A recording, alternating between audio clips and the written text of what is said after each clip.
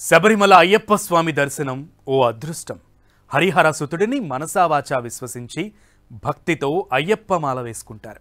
శబరిమలలో దీక్ష ముగిస్తే జన్మ ధన్యం అని భావిస్తారు. శబరిమలలో అయ్యప్ప దేవాలయం తెరుచుకుంది. మండల మకర విళక్కు పూజలు మొదలయ్యాయి. భక్తులు ఎంతమంది వచ్చినా ఎవ్వరికీ ఏ చిన్న అసౌకర్యం తలెత్తకుండా అధికారులు భారీ ఏర్పాట్లు చేశారు. గతేడాది కంటే ప్రత్యేకంగా సులువుగా దర్శనమయ్యేలా చర్యలు తీసుకుంటున్నారు.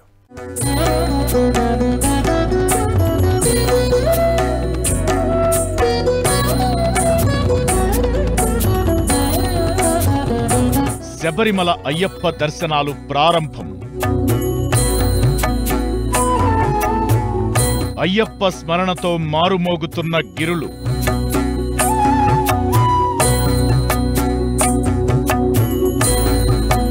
భక్తుల కోసం దేవస్థానం బోర్డు విస్తృత ఏర్పాట్లు.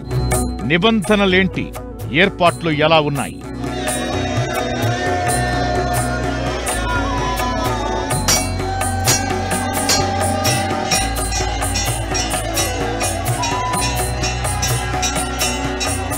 మండల మకర విళక్కు పూజల కోసం శబరిమల ఆలయం తెరుచుకుంది.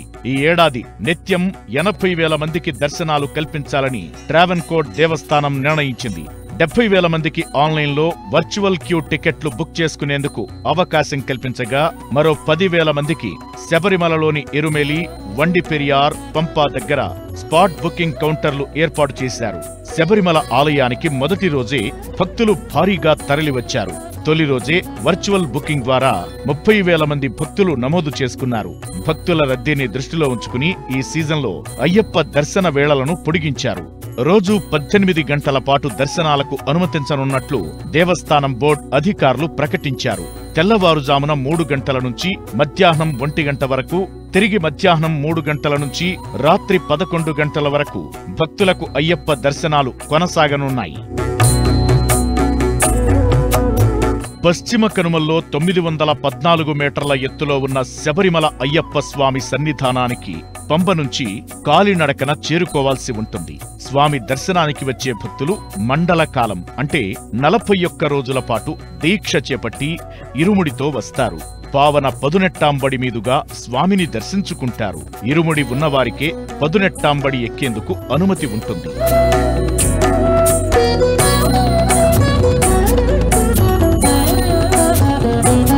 సాధారణ భక్తులకు 18 మెట్లు ఎక్కడానికి అర్హత ఉండదు. వీరిని పక్కనే ఉన్న గేటు ద్వారా అనుమతిస్తారు.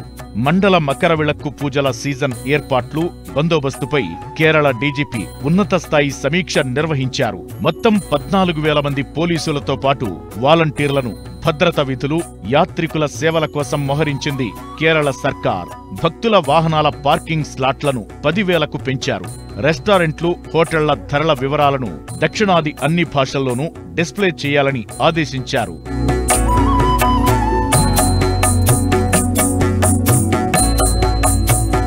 మండల పూజ సీజన్ కావడంతో తొలి 2 వారాల పాటు వర్చువల్ క్యూ బుకింగ్ ఫుల్ అయింది. 14 రోజుల వరకు బుకింగ్ ఖాళీ లేదు. ఇక మండల పూజలు డిసెంబర్ 26వ తేదీ వరకు కొనసాగుతాయి. ఆ తరువాత కొద్ది రోజులు విరామం తరువాత డిసెంబర్ 30 నుంచి మొదలయ్యే మకర విళక్కు పూజలు వచ్చే ఏడాది జనవరి 20వ తేదీ వరకు జరుగుతాయి.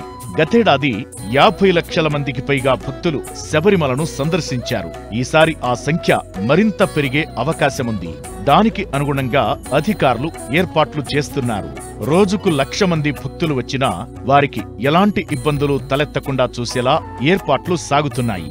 ఇక అయ్యప్ప భక్తులకు భారత వాతావరణ శాఖ గుడ్ న్యూస్ చెప్పింది. శబరిమలలో వాతావరణ వ్యవస్థను ఏర్పాటు చేస్తున్నట్లు ప్రకటన విడుదల చేసింది. అమర్నాథ్, చార్ధామ్ యాత్రల్లోలానే శబరిమలలోనూ వాతావరణ వ్యవస్థను తీసుకొస్తున్నట్టు తెలిపింది. శబరిమలలోని సన్నిధానం, పంబ, నీలక్కల్ ప్రాంతాల్లో వర్ష సూచికలను ఏర్పాటు చేసినట్లు ప్రకటించింది.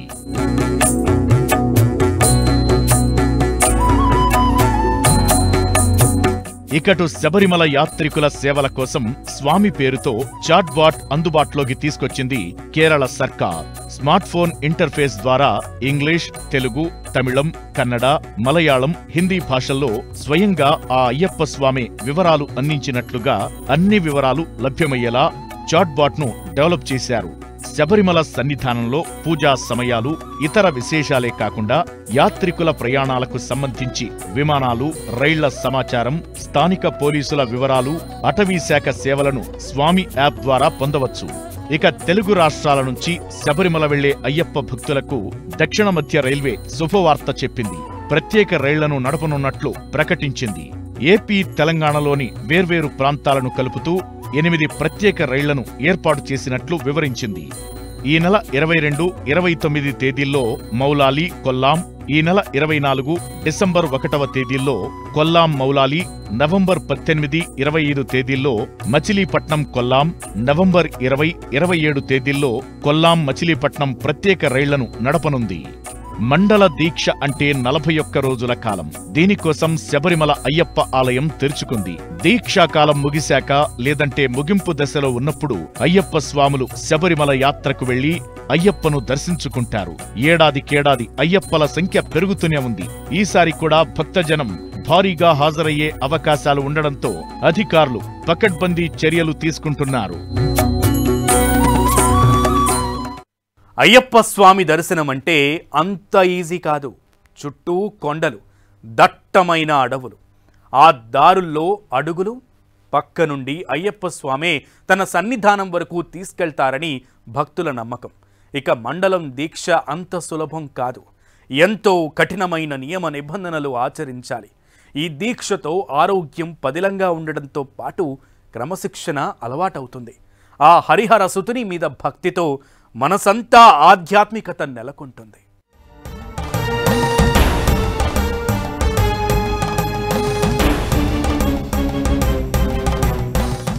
వనయాత్రలో శబరిమలను చేరుకుంటే ఆరోగ్యానికి ఆరోగ్యం, మోక్షానికి మోక్షం. ఈ వనయాత్రలో భాగంగా కొండలు ఎక్కుతారు. ఎరుమేలి, పెరూర్తోడు, కాలైకట్టి, ఆళుద, ఇంజిపారికోట, కరిమల, కరిలాంతోడు, పెరియానపట్టం, చెరియానపట్టం, పంబానది, నీలిమల, అప్పాచిమేడు, శబరిబీడం, శరంగుత్తి, సన్నిధానం, శబరిమల చేరుకుంటారు.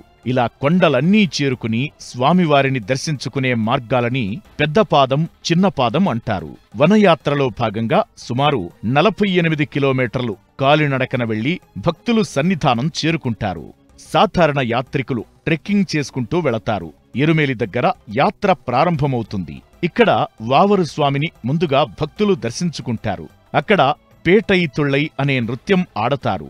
ఆ తరువాత ధర్మశాస్త్ర ఆలయంలో ధనుర్బాణధారి అయి అయ్యప్ప స్వామి కొలువై ఉంటాడు.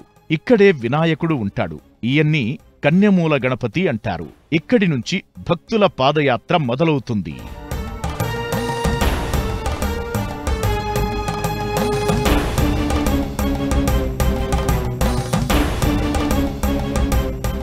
పెద్దపాదం ప్రాంతం మొత్తం వనమూలికలు ఉంటాయి. వాటి నుంచి వచ్చే గాలి శరీరానికి తగిలితే ఆరోగ్యానికి మంచిది.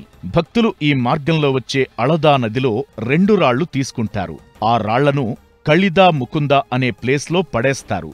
వీటిలో అన్నింటికంటే కష్టమైనది కరిమల శిఖరం. ఇది ఎక్కడం చాలా కష్టం. ఇక్కడే స్వామివారు భక్తులకు స్వయంగా సహాయం చేస్తారని నమ్ముతారు. నడక మార్గం ద్వారా శబరిమల చేరుకోలేని వాళ్లు చిన్నపాదం మార్గం ద్వారా వెళతారు. ఎరుమేలి నుంచి బస్సు మార్గం ద్వారా పంబానదికి చేరుకుంటారు. చివర ఉండే 7 కిలోమీటర్లు మాత్రం కాలినడకన వెళ్లాల్సిందే. తొలిసారి మాలధారణ చేసిన వాళ్లు తమ వెంట తెచ్చుకున్న బాణాన్ని శరంగుత్తి దగ్గర విడిచిపెడతారు. ఇక్కడ్నుంచి సన్నిధానం చేరుకోవడం సులభం. కేవలం కిలోమీటర్ దూరం మాత్రమే ఉంటుంది.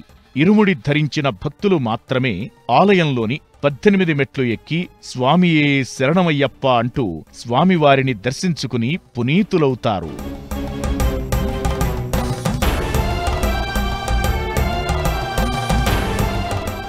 మండల దీక్ష అంటే 41 రోజులు అంత ఈజీ కాదు. చాలా కఠినమైన నిబంధనలతో మాలధారణ కొనసాగించాల్సి ఉంటుంది. ఒక్కసారి అయ్యప్ప మాల ధరిస్తే అత్యంత క్రమశిక్షణను అలవాటు చేసుకోవాల్సిందే.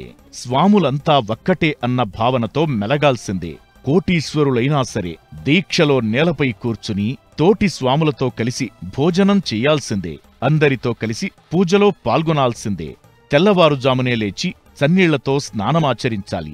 అయ్యప్ప స్వామికి పూజ చెయ్యాలి. రోజులో ఒకసారి మాత్రమే భిక్షగా పిలిచే మధ్యాహ్న భోజనం చెయ్యాలి. ఉదయం సాయంత్రం అల్పాహారం మాత్రమే స్వీకరించాలి. సాయంత్రం మరోసారి ఆ స్వామిని పూజించి కటిక నేలపై నిద్రించాలి. శీతాకాలంలో ఇవన్నీ ఎంతో కఠినమైన పరీక్షలైనప్పటికీ అయ్యప్ప దీక్ష పాటించేవారు అవేవీ లెక్క చెయ్యరు.